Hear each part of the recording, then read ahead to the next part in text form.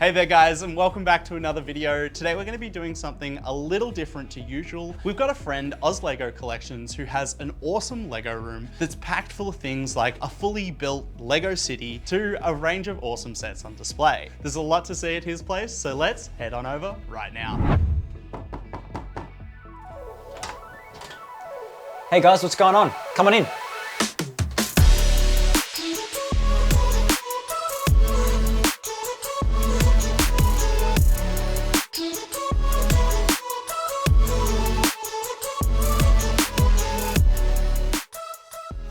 So Matt, you've obviously got a lot of Lego here and it all had to start somewhere. What actually got you into the whole Lego collecting thing? I did Lego as a kid, as probably everyone did. Naturally. But it wasn't till about 2013 when I started dating my wife, and her nieces were all 3-4 years old. So birthdays came up, we had to go look for presents, and we went to the toy section. I haven't been to a toy section in years. Yep. So we're going through the aisles, and I walked through the Lego aisle, and I saw they had, at that time, the Ninja Turtle Lego sets. And I'm a big Ninja Turtle fan, so I absolutely lost it. So I said to my wife, I've got to grab a couple of these, let's build them. So I ended up grabbing the whole collection, started building them, and then one thing led to another. Jumped online, noticed they had all these Star Wars ships and sets, Millennium Falcon. So I just went on a shopping spree. Yep, as you do. And it just stemmed from there. And yeah, then the collection just started getting bigger and bigger as the years went on. But that's how it first started.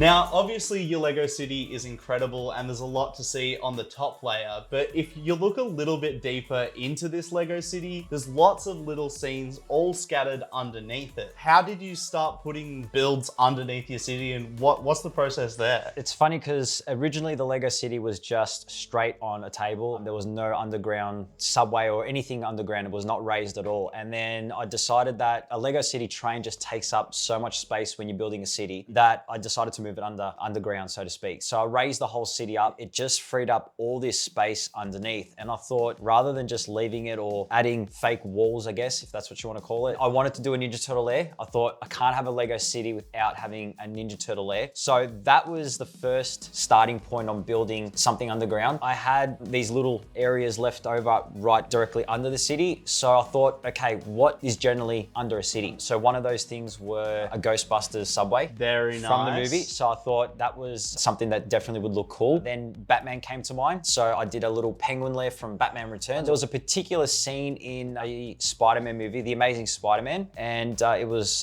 Dr. Connor's lair, just under a city. It's in a sewer. So I thought, let me design something like that to replicate that scene from the movie. And that's how we ended up with our underground scenes. Then if we keep moving around on the underside of the city, we've got all these awesome mocks that you've made, using a couple sets here and there to actually show the detail and everything. Do you want to talk through everything else that we see here? Yeah, so the Batcave, being that it's on a big scale, it's the most hardest mock to place. So it's just sitting in the corner of the city at the moment. Upgrades are on the plans or on the cards to try and incorporate a little bit more in the city. I've had a lot of people say do a Wayne Manor on top, which I'd love to do, but it's just not going to work. You've got to find room in the city to make that. There's just no way that's going to happen at the moment. So yeah, restructuring the Batcave is something that I'm looking to do just to sort of fit it into the city a little bit more. And then I had all this leftover space underneath this part of the city, and I thought, what can I use to fill it up? And I had a couple of big mocks that I've built, Star Wars, of course. So I did the Battle on Hoth and Ewok Village. They look awesome. Like, I think one of the best things you can do with Lego is,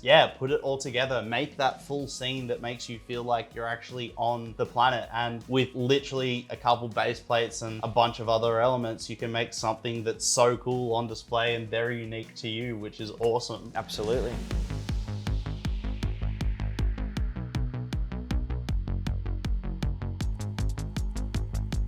Matt has been one of the longest standing Light My Bricks fans, literally been around since the very, very early days of the company. What was the first set that you ever lit up in your city? I had 3 or 4 modular buildings, so it was the modular buildings that I started. I think it was the Brick Bank, the Palace Theatre, and the Ghostbusters Tower. They were probably the first 3. I mean, very fair. They were some pretty early additions Definitely. for us as Yep, well. yep. And since then, you've gone absolutely nuts. Like everything in here is lit up. You've got custom lighting setups that some people would have never thought of. And the whole thing looks absolutely awesome. And we love coming into cities like this. Your place is absolutely amazing. Guys, make sure to check out Matt's channel, Oz Lego Collections. He's pretty much on all platforms and has a bunch of really awesome content in this crazy Lego room. Check him out and chuck us a like, comment, and subscribe because we do love hearing from you on this channel. This is pretty much our first time diving into someone's Lego room, and it was a blast to see just how awesome you've made this. That's it from us for now though. See you in the next one. Ciao for now.